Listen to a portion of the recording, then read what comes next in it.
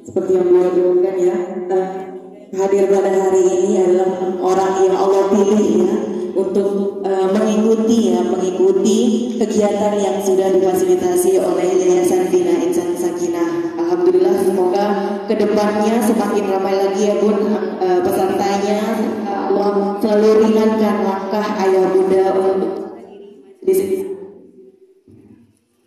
Selanjutnya, kata sambutan yang akan disampaikan oleh Ketua Yayasan Bina Insan Sakinah kepada UI Niati SPDA misi.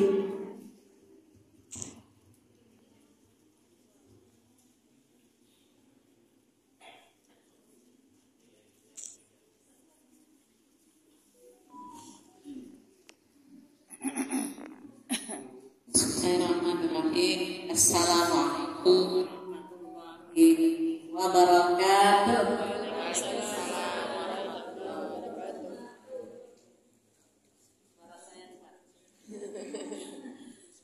Alhamdulillahirabbil alamin. Assalatu wassalamu ala asrofil anbiya'i wal mursalin sayyidina wa maulana wa habibina Muhammadin wa ala alihi wa sahbihi ajma'in.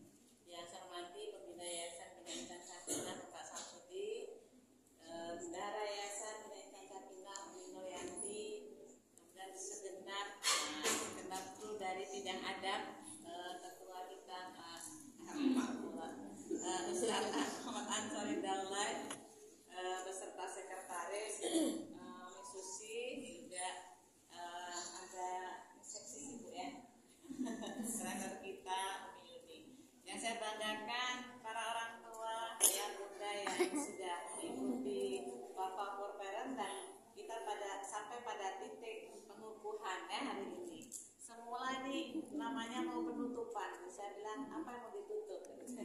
Jadi kalau ditutup kan selesai ya Bu ya, ditutup enggak, belum tentu lagi nanti dibuka kan. Jadi istilah penutupan enggak pas, maka yang paling pas adalah hari ini pengukuhan. Artinya mengesahkan, kemudian memberikan apresiasi atas sebuah proses yang sudah dijalani oleh ayah bunda, belajar wafa sampai dengan titik hari ini. Beneran ini mau ditutup enggak kan? Dan alhamdulillah atas berkat rahmat taufik dari Allah SWT, insya Allah mungkin yang semula belum paham jadi paham, yang sudah paham tambah paham, insya Allah. Dan tentu tidak cukup sampai di situ ya yang bunda ya. Tentu kita ingin melangkah ke jenjang berikutnya. Dan sebagaimana juga tahapan dalam pendidikan Islam itu memang seperti naik tangga. Dan ketika kita sudah di tangga atasnya, tidak boleh meninggalkan tangga di bawahnya. Kan kalau naik tangga, tangganya yang udah sampai atas tangganya hilang kan bisa ya. Jadi ketika kita ingin berkontribusi untuk amal-amal Islam, memang kita harus melalui tahapan-tahapan itu. Hari ini kita belajar mungkin dari cara membacanya, kemudian nanti kita akan belajar lebih jauh dan sambil mengaplikasikan apa yang kita mampu, sehingga kita menjadi bagian untuk memperjuangkannya. Ayah bunda, ketika ayah bunda mengikhlaskan anak-anaknya untuk jadi di sekolah kita, di sekolah kita, dan alhamdulillah menjadi kita menjadi satu semangat ya insya Allah ya, bahwa apa yang kita lakukan ini bukan sekedar hanya menyekolahkan dan kemudian hanya melewati satu tahapan kehidupan anak saja, tapi saya yakin bahwa ini sebuah hidayah, sebuah taufik yang Allah berikan kepada kita untuk kemudian kita bersama-sama berkontribusi bagi terbentuknya generasi Islam yang berkualitas. Tentu kalau kita ingin anak-anaknya berkualitas, harus didukung oleh orang tua yang juga berkualitas, sehingga tahapan-tahapan untuk tegaknya Islam di bumi kita mulai dari diri kita sendiri. Ada seorang ulama yang mengatakan, tegakkan Islam di dalam hatimu, maka ia akan tegak di bumimu. Jadi rumusnya sederhana ya, untuk mengubah dunia ini mulai dari diri kita sendiri. Kita nggak mungkin menuntut orang lain untuk berubah sementara kita tidak berubah. Kita nggak mungkin menuntut Islam ini akan menjadi sistem hidup yang kita anut di dunia ini ketika kita tidak mulai menerapkannya dalam kehidupan kita.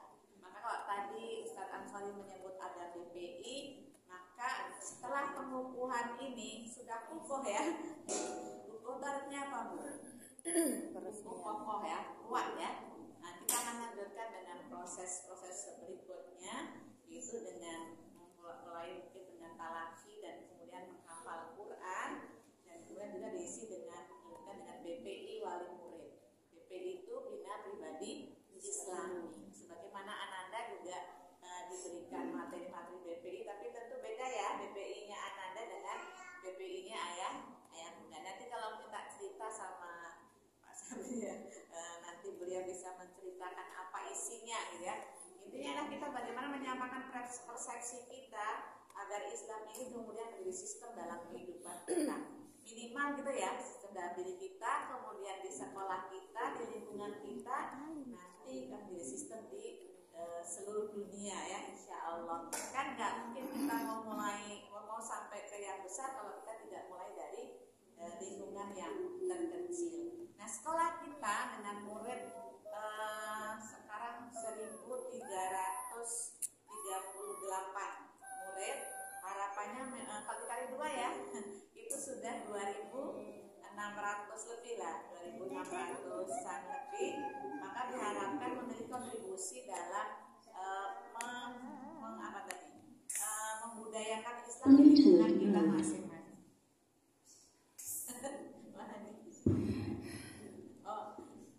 Jadi memiliki kontribusi untuk membudayakan Islam di lingkungan kita masing-masing. Jadi kami bermimpi bukan hanya Ananda kita yang dididik secara Islami, tapi nanti Ananda akan terjun di masyarakat, membuat lingkungan-lingkungan baru. Karena anak adalah buah dari lingkungannya ya. Kalau lingkungannya baik, insya Allah Ananda kita juga berjaya. Memang dirasakan oleh para orang tua hari ini, kalau Ananda di sekolah yang jaga banyaknya ya Bunda ya.